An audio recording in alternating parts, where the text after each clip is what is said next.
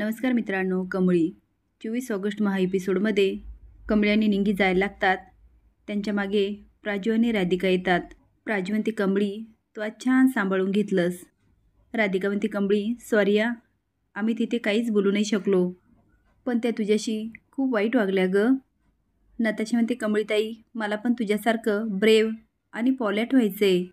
राधिका म्हणते, हो मी नायशाला कमळीसारखंच बनवणार, बिनधास्त, हो की नाही. कमळी म्हणते, वहिनी अहो असं काय बोलायला तुम्ही. तेवढे अन्नपूर्णा म्हणते, हे काय निघालात तुम्ही.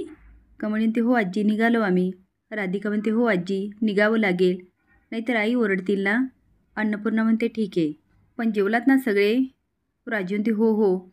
अन्नपूर्णा म्हणते, काय गं कमळी. आता सगळ्यांच्या चेहऱ्यावरचे रंग उडतात. कमळी म्हणते, होय. अन्नपूर्णा म्हणते, कमळी तू आलीस ना मला खूप बरं वाटलं. काय माहिती जेव्हा जेव्हा तुला भेटते ना तेव्हा मला माझ्या मोठ्या नातीला भेटल्यासारखंच वाटतं. मुलींनो येत जागं अधूनमधून. निंगी, प्राजक्ता, नायशा येशील ना. सगळे हसून म्हणतात, हो आजी. कमळी नमस्कार करत म्हणते, येतो आम्ही. अन्नपूर्णा म्हणते, अगं दरवेळेस नमस्कार नको. ती आता तोंडावरून हात फिरवते आणि कमळीची पप्पी घेते. आता सगळ्याच निघून जातात. ऋषी वाट बघत असतो. तेवढेच सगळ्या येतात. ऋषी म्हणतो, झालं चला निघूया. कमळे आणि निंगीला म्हणतो, चला तुम्हाला पण सोडतो. निंगी म्हणते, कमळे चल. अगं ऋषी सरांची गाडी लय भारी आहे बघ, त्याचा टब्बी उघडतोय. कमळे म्हणते, नाही नको, आम्ही आमचं जातो. प्राजू म्हणते, काय नको गं, बस गप्प, असं पण तुझं हॉस्टेल वाटेतच लागतं. कमळे म्हणते, अगं असं काही नाही, आम्ही चालत चाललो, आमचा व्यायाम होईल की नाही. आता ऋषी मानाला होतो. प्राजू म्हणते, हो म्हणजे तुला माझी कंपनी नाही आवडत. ठीक आहे, आजपासून आपली कट्टी. निंगी म्हणते, कमळे अगं का उगाच नाटक करायली, चल की. नायशा म्हणते, कमळीताई प्राजू आत्याची तुझ्याशी कट्टी तर माझी पण कट्टी कट्टी. राधिका म्हणते, अरे तुम्ही काय लहान मुलांसारखं करताय, आणि काय गं कमळी एवढी काय भाव खातेस, चल ना आमच्याबरोबर. ते आता गाडीचं दार उघडते आणि म्हणते, बस म्हटलं ना. कमळी म्हणते, अहो वहिनी. ऋषी म्हणतो, बस. आता राधिका कमळीला पुढे बसवते आणि सगळेच मागे बसतात. तेवढ्यात आवाज येतो, रिश रिश, आणि अनिका पळत येते आणि म्हणते, तू निघालास. अरे मी आपल्यासाठी काय काय आणि किती प्लॅन केला, चल ना. ऋषी म्हणतो, हो मला वहिनींना घरी सोडायचं, मी निघतो. अनिका गाडीत बघते तर ऋषी शेजारी कमळी बसलेली असते. आता तिला खूप राग येतो. ती आता धावतच घरात जाते. गाडीतून सगळे इकडे तिकडे बघत असतात. प्राजू निंगीला बाहेरचं दाखवत असते आणि राधिका कमळी आणि ऋषीला बघत असते. ऋषीचं लक्ष सारखं कमळीकडे असतं. आता प्राजू पण बघते ऋषी आणि कमळीला. ती राधिकाकडे बघते आणि राधिका तिला डोळा मारते. अनिका रूममध्ये जाते आणि तिला आठवतं ऋषीचं लक्ष सारखं कमळीकडे असतं. ती पडायला लागते आणि ऋषी तिला सावरतो. ती आता वॉशरूममध्ये जाते आणि शॉवरखाली उभा राहते. तिला आता आठवतं कमळीचे पाय धुतलेले. ती आता बाथटबमध्ये जाते आणि पाणी चालू करते. अनिकाला एवढा धक्का बसलेला असतो की ती पाण्यात बुडायला लागते. तेवढ्यात राजन तिच्या रूममध्ये अनिका करत येतो, पण त्याला कुठेही न दिसल्यामुळे तो बाथरूममध्ये डोकतो. तो आता मोठ्याने ओरडतो. अनिका पळत जातो आणि पाणी बंद करतो आणि अनिकाला उचलतो. इकडे राधिका प्राजूला डोळा मारते आणि ते, ऋषी गाडी थांबव. अरे इथे मंदिर आहे, आम्ही जाऊन येतो. आता इकडे आलोच आहे तर म्हटलं दर्शन घेऊया. ऋषी म्हणतो, ठीक आहे जा, पण लवकर या, इथे पार्किंगला जागा नाही आहे. ती म्हणते, अरे तू कशाला थांबतोस, तू जा, आम्हाला किती वेळ लागेल सांगता येत नाही. तो अगं थांबतो, जाऊया एकत्र. ती म्हणते, अरे तू थांबशील पण कमळी आणि निंगीचं काय, त्यांना पण उशीर होणार.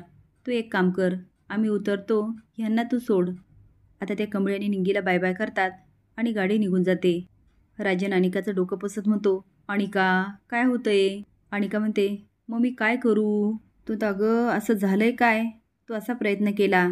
ती डॅड तू बघितलं नाहीस, त्या गावछापने माझा कसा इन्सल्ट केला. तो बाळा पूजेला बसायचा मान तिला मिळाला, हा फक्त एक कोइन्सिडन्स होता, बाकी काहीच नव्हतं. त्यासाठी तू असं वागशील का. ती सिरियसली, ती फक्त पूजेला बसली नाही, तिचे घाणेरडे पाय मला धुवा लागले, शी. राजन तो, अनिका तो फक्त एक विधी होता. ती बस कर तुझा विधी फिधी. आणि असं कुठल्या पूजेत असतं, एखादी घाणेरडी मुलगी बाहेरून येईन आणि तिला पूजेला बसवायचं. मी एक लवती मुलगी नाही घराची, आणि मग मला का बसायला मिळालं नाही. ती मुलगी कोण आली आणि तिचे पाय मी का धुवावे? राजन म्हणतो, बाळा असं कोण करतं का? ती विधीला बसली म्हणून तू ह्या घरची मुलगी नाही असं होतं का?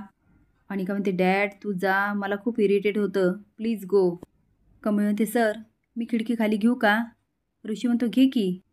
ती निंगे, अगं कसलं भारी वाटायले, रात्रीची मुंबई कसली भारी दिसतीये. ऋषी म्हणतो, थांबा मी तुम्हाला एक गंमत दाखवतो. निंगे म्हणते, आया आया कमळे, मी तुला म्हणलं होतं की नाही यांच्या गाडीचा टप उघडतोय. तोंडाला हात लावत म्हणते, आई शपथ कसलं भारी दिसायलंय. कमळी म्हणते, होय ग सर कसलं भारी दिसतंय, सगळं आबाळ दिसायलंय. ऋषी म्हणतो, फक्त बसून राहणारे की उठून वाऱ्याची मजा पण घेणारे? कमळी म्हणते, खरंच खरंच उठू? तो म्हणतो, हो हो बिंदास्त. ते आता दोघी बाहेर निघतात आणि मोठ्याने ओरडतात, सर लय भारी वाटतंय.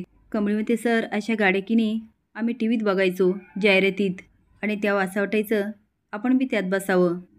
कसं असं फुलपाखरासारखं उडाल्यासारखं वाटतंय. आता दोघी पण खूप मजा घेत असतात. कमळी म्हणते, निंगे पाऊस आलाय, चल चल चल खाली. राजन डोळ्यात पाणी आणतो आणि म्हणतो, अनिका पहिलीच माझी एक मुलगी गेली, आता तुला गमावलं ना मी सहन नाही करू शकणार. अनिका हात जोडून म्हणते, प्लीज डॅड कन्सल्ट दाखवू नकोस, मला इरिटेट होतंय, जा इथून. तेवढ्यात कामिनी येते आणि म्हणते, अनिका काय गं बाळा काय झालं, केस काय एवढे ओले? मी पण काय विचारते. राजन, आज दिवसभरात जो काय कमळीने तमाशा केला तो तू पाहिलास म्हणून एवढी हिची चिडचिड होते. राजन हात जोडून म्हणतो, आत्या प्लीज आता नको ना ह्या विषयावर बोलू. पण कामिनी काय ऐकत नाही आणि बडबड चालू करते. राजन म्हणतो, ह्या मुलीला कसं वळणावर आणता येईल हेच कळत नाही, आणि म्हणतो, मी मेडिसिन पाठवतो. आता अनिका त्याला हात झटकते, निघ. तो गेल्यानंतर कामिनी म्हणते, ए बाळा असे केस का ओले ठेवले? कमळी म्हणते, सर गाडी का थांबवली? तो म्हणतो, अगं ते बघ तुला कणीस खायला आवडतं ना? कमळी म्हणते, होय निंगे चल. आता दोघं पण मागे बघतात तर निंगी झोपलेली असते.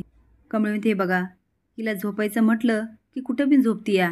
निंगे उठ की अगं कणीस खाऊया. ऋषी म्हणतो, अगं झोपू दे तिला, कशाला उठवतेस, चल आपण कणीस खाऊया. आता दोघं जातात. कमळी म्हणते, सर मी भाजू का कणीस? तो थांब विचारतो. कणीसवाला म्हणतो, भाजा की. कमळी आता कणीस भाजताना म्हणते, सर तुम्हासनी सांगू, आम्ही गावाकडं असताना ना शेतावर जायचो आणि चुलीवर भाजायचं कणीस, लय मजा यायची बघा.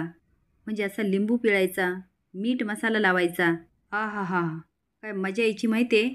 आम्ही पाटल्याच्या शेतातून कणीस चुरून आणायचो आणि खायचो बघा. ते कसं आहे, आंबा म्हणू नका, चिचा म्हणू नका, पेरू म्हणू नका, दुसऱ्याच्या झाडावरचंच जरा जास्त गोड लागतं की नाही. आता ऋषी तिला खळखळून हसतो. ती नाही म्हणजे चोरी करणं तसं चुकच आहे. आता आपण लहान असतो की नाही तेव्हा काय कळतं आहे आपल्याला, आणि सगळ्यात जास्त मजा तेव्हा यायची जेव्हा आपण मालकाला गावायचो, म्हणजे तो मागं आणि आपण पुढं. अहो 3-4 वेळा तर निंगी झाडावरून खाली पडली त्याच्या नादात. आता ऋषी कमळीकडं एकटक बघत असतो. कमळी भाजलेलं कणीस घेत म्हणते, आता हे असं लिंबू पिळायचं, मसाला? ऋषी म्हणतो, हां हां. ती म्हणते, हे घ्या कणीस. आता दोघं खायला लागतात. ऋषी मनात म्हणतो, हा तुझा चेहऱ्यावरचा आनंद असाच कायम राहावा, आणि माझ्याकडे तुझ्यासाठी अजून एक सरप्राईज आहे. सकाळी नयनतारा म्हणते, ऋषी मला बाबांनी सांगितलं तो आपल्या बिझनेसमध्ये इंटरेस्ट घेतोय. छान वाटलं ऐकून. तू एक काम का करत नाही, कॉलेज रिझाईन कर आणि फुल टाईम आपल्या बिझनेसमध्ये लक्ष घाल. ऋषी म्हणतो, आई प्लीज मला मुलांना शिकवायला आवडतं, सो प्लीज मला सोडायला सांगू नकोस. ती म्हणते, अरे आज मीटिंग आहे, तू चल ना. तो म्हणतो, मला आज कमळीला सरप्राईज द्यायचं, आज मी कुठेही जाणार नाही.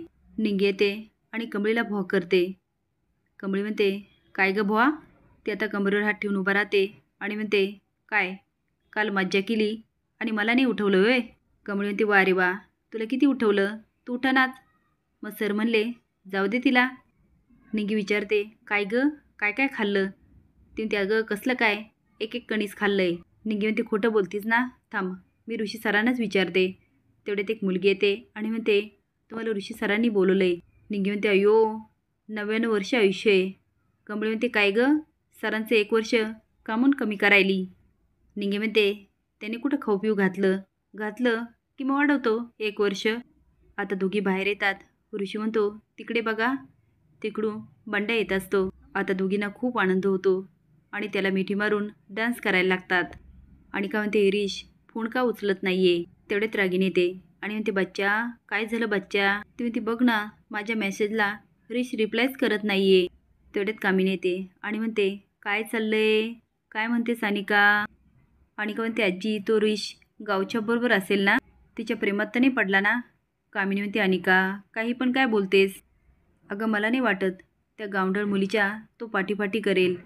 आणि का म्हणते हो विसरलात का डॅडची फर्स्ट वाईफ गावछाप होती. रागिनी म्हणते अनिका काही पण ती सॉरी मॉम. कामिनी म्हणते अगं मी तसं काहीही होऊ देणार नाही. मी आहे ना तू कशाला काळजी करतेस. आणि मनात म्हणते केसावरून हात फिरवत राजेने जसं केलं तसं मी ऋषीला करू देणार नाही. इकडे बंड्या म्हणतो चला डोळे झाका. आता दोघीच डोळे झाकतात. तो त्यांच्यासमोर सायकल उभा करतो आणि म्हणतो उघडा डोळे. आता कमळीला सायकल बघून खूप आनंद होतो आणि गावाकडच्या गोष्टी आठवतात. आता सगळेच रूममध्ये जातात. बंड्या म्हणतो वा वा वा तुमचा ताजमहल लय भारी आहे. निंगे म्हणते बंड्या आम्ही याला मुंबईचा पॅलेस म्हणतो. कमळी म्हणते बंड्या आईचा राग गेला का रे. तो म्हणतो अगं राग गेला नाही तर सायकल कुठून पाठवली आणि सरू काकीने तुझ्यासाठी लय काय काय पाठवलंय. कमळी विचारते बंड्या आबा कसे आहेत रे. आता बंड्याला आठवतं आबांना अग्नी दिलेला. तो आता ऋषीकडे बघतो आणि ऋषी पण घाबरतो. असेच नवीन अपडेट जाण्यासाठी लाईक आणि सबस्क्राईब करा. धन्यवाद.